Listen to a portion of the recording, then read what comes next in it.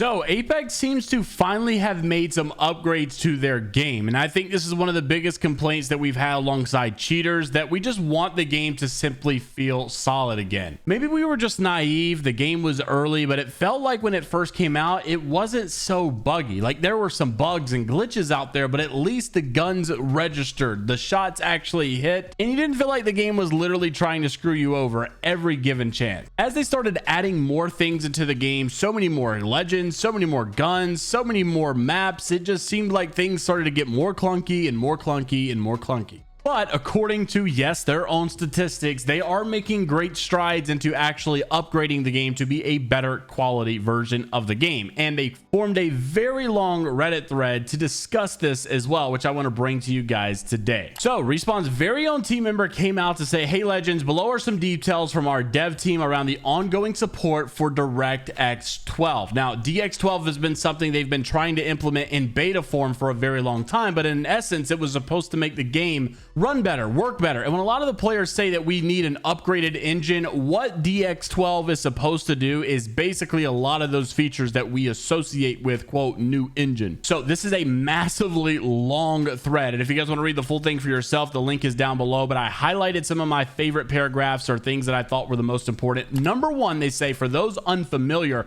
DX11 and DX12 are graphics interfaces, APIs, between our code and the graphic drivers, which allow us to communicate with the GPU. Console graphic APIs in DX12 have advanced features that can push significantly higher performance, but DX11 is missing those features. This means the more that we want to improve the game's performance, the more we end up having two versions of the engine, one for DX11 and one for every other platform. This isn't impossible, but it does significantly slow down development, as time that we are spending on DX11 could be spent for modernizing the engine even further. The good note here is that their priorities seem to be modernizing the engine, right? That's been a big complaint that we've had. Number one method of testing all of this is that they do performance tests and collect data on a number of different PC configurations out there. While we can't come close to testing the full set of combinations that are out there, the configurations, we can choose popular configurations across multiple generations of hardware at different price points. In these tests, we find that most of the configurations, even with the older and low-end hardware, get better performance with our DX12s. DX12 has now been full out, rolled, not in beta form anymore, and so now they're saying that you should be getting better performance in your game with DX12. In what aspects? Got to talk about that as well. Firstly, they said many players that have used DX12 beta, so now we can compare the frame rates that just before they used DX12 and just after they started using DX12, and vice versa for those that went and switched back.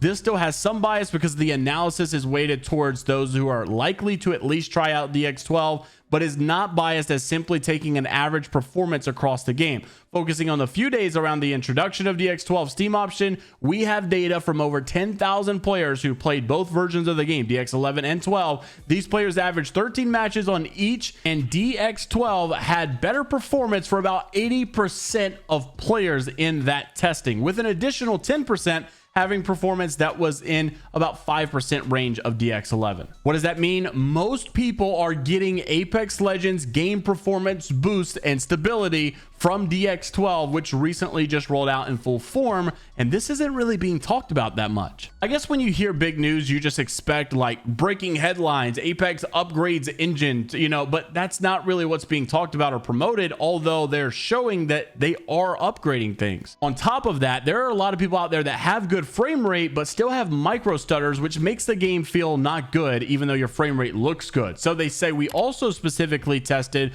for people that we have called unlocked or uncapped FPS. While many of these players hit the maximum frame rate imposed by either the game or their monitor and VSync, under the hood, we measure how fast the game is actually running and what kind of FPS they could hit if they weren't limited. Many players who are already hitting the maximum frame rate have said that DX12 feels better. One reason is that the higher internal frame rate leads to lower input latency, even when their screen isn't showing even more frames.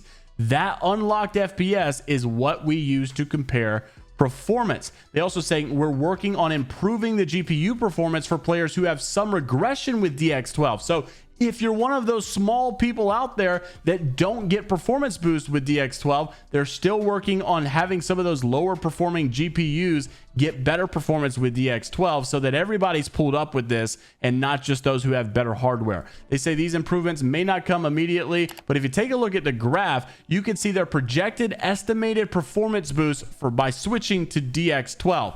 Most people are going to get an estimated 4 to 28% performance boost by switching. So whether your game micro stutters less or just actually works better frame rates, whatever the case may be, most people are in that estimated to no change at all to about 32%, but it's basically 80% of players to 90% of players they are expecting will all get some sort of performance boost. And another detail they shared that, I'll be honest, I feel like this is definitely a conversation we have to have, and you guys may hate me for this, but at the end of the day, we are expecting and hoping, and we need to continue to go in the direction that players will continue to get better hardware over time. I remember when the new gen consoles came out like 10 years ago that they eventually stopped making the games for the old gen consoles, and Xbox 360 didn't get the new Call of Duty every year anymore, and it's because at some point it's just time to move on and start to get with the program. And I'm not bashing anybody, but I know that there are some players out there that still play on PS4 or Xbox One. And so for those conversations, it's just like, well, of course you're still going to have issues. Of course, this new engine update is not going to make your game just significantly better. So when you look at this estimated performance change, I imagine that some of this purple that's negative where you get worse performance is probably for those that don't have their hardware optimized for these new changes. That hardware being things that perform less. Now, of course, while people were talking about this, it wasn't enough for a lot of fans. They really were saying things like, this is good, but to be honest, I would just prefer better servers first. The servers are the big problem. People from 2 years ago saying it's 2023, why does Apex have 20 tick rate servers still, right? You look at other games, CSGO has 64 tick rate, Overwatch has like 63, Fortnite at 30,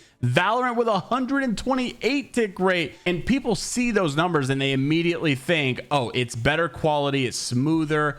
And so that's been the conversation for Apex, right? You're way behind at 20 tick rate servers. You need to step it up. And so people have asked over and over about that question. And it came up 3 years ago in which EA made a full-blown article as to their explanation why that going a higher tick rate doesn't necessarily mean better performance, or it may mean better performance, but long story short, it wouldn't outweigh the benefits considering it probably is going to cost a lot of money.